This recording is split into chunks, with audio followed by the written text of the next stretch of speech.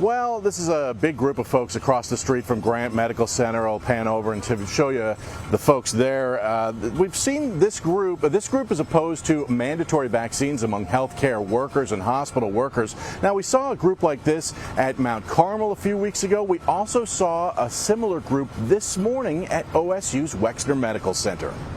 Jab for jobs! No jab for jobs! A group of about 20 people, some of whom said they were healthcare workers, marched up to OSU's Wexner Medical Center, saying they were there for freedom of choice, freedom from their employer mandating the COVID vaccine. Choice, not mandates! But this rally goer, who says he works in the medical field, admitted his employer has the freedom to set its own rules. And if your employer says you need to get it by this date or else we're going to let you go? That's their freedom to speak that way. And you'll abide by that? That's their freedom to speak that way. Okay. They can give rules, they can set standards. That's their freedom. OSU Wexner says that 75% of its faculty and staff have already gotten the COVID vaccine, and those staffers have gotten other vaccines as well. OSU already requires healthcare employees to have been vaccinated for the flu, hepatitis B, measles, mumps and rubella, and chickenpox. OSU Wexner said today, as a leading academic health center, we stand by the scientific evidence that vaccines are safe and effective.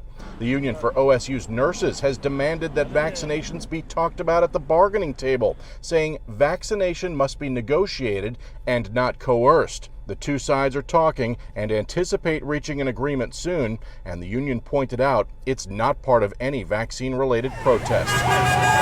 Those protests weren't just at OSU Wexner. Forcing a medical procedure on someone against their will is not American. Folks in Mount Vernon were outside Knox Community Hospital upset about mandatory vaccines. And I think it should be my choice, not mandated, threatened. And protesters stood across the street from Grant Medical Center, although it wasn't clear if any of them were healthcare workers. How can healthcare workers be against being vaccinated in the same hospitals where they saw COVID patients over the last 18 months? They say science is real, depends on who's doing the science. You're in the medical field, though. Don't you believe in medicine and science? It's my freedom. All right, back out here live. Now, this is a group behind me. They call themselves Mothers Against DeWine. They've been upset with many of the things that the governor has mandated over the course of the pandemic. Now, whether or not any of these folks are medical workers or what argument they have for their opposition is not known. As I approached, they had an organizer going up and down the ranks saying, "Don't talk to the media." Well, Bob Station, the Delta variant is making people sicker and quicker. Doctors tell us right now majority of people in hospitals are unvaccinated, and most of them are younger, some even with no medical history. But we spoke with two frontline workers who tell us more about what they're seeing day to day. There's that time where enough is enough. Like how much can somebody continue to go through over and over again? The pandemic has taken its toll on doctors and nurses battling on the front lines. It's not typical nursing. It's nonstop. Your legs, your feet, your body hurts after a few shifts of just running from room to room to room because these patients are so sick. Nurse Taylor much sicker than we're says used the to. thought of yet another surge is frustrating and overwhelming. These patients we get, I mean, it's devastating. These people aren't ready to give up or lose their lives or be sick for this long. And COVID cases and hospitalizations continue to climb daily, mostly due to the rapidly spreading Delta variant and not enough people getting the vaccine. So you do fear that, is this going to push people away from the bedside? And it comes as many hospitals here in Central Ohio are already understaffed.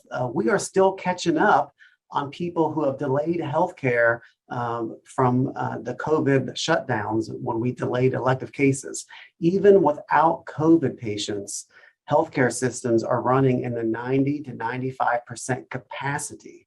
So again, having nothing to do with COVID patients. Dr. Joseph Castaldo with Ohio Health says majority of COVID patients coming into the hospital are unvaccinated. We are seeing younger people, many of them are with comorbid conditions like obesity, diabetes. But as cases continue to surge and more people are admitted into the hospital, most healthcare workers say their patients wish they would have been vaccinated. I would say the majority of my patients are like, oh, definitely. Now that I've experienced this, I don't want my family or anybody else to. I will be getting vaccinated. I also asked about elective surgeries and if those could be put on hold once again. Doctors tell me right now hospitals are at 95% capacity. Those aren't all COVID patients, but with hospitalizations starting to rise once again, it is a concern. But at this time, there is no plan to stop elective procedures. On your side, Alexis Moberger, ABC 6 News.